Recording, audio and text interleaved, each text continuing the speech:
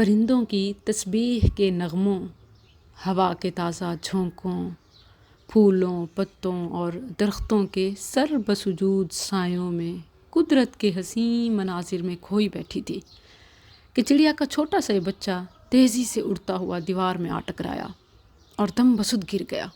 لپک کے اٹھایا، بس ہاتھوں سے سہلایا اور جھٹ سے چونچ کو پانی سے لگایا۔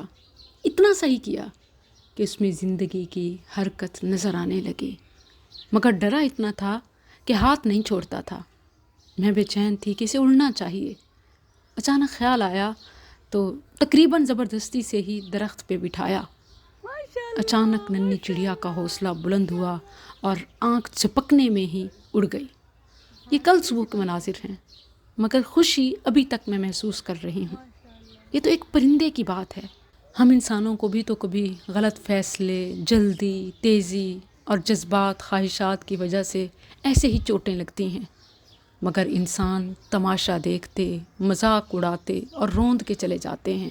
اگر اس چڑیا کے بچے کی چونچ کو لگے پانی کے قطرے جتنی مدد اور احساس کر لیں تو کوئی مجبور اور بے سہارا نہ رہے۔ پانی کا ایک قطرہ، احساس کا ایک بول یا ایک جذبہ ایسے ہی ہمیں اڑنا سکھا دیتا ہے۔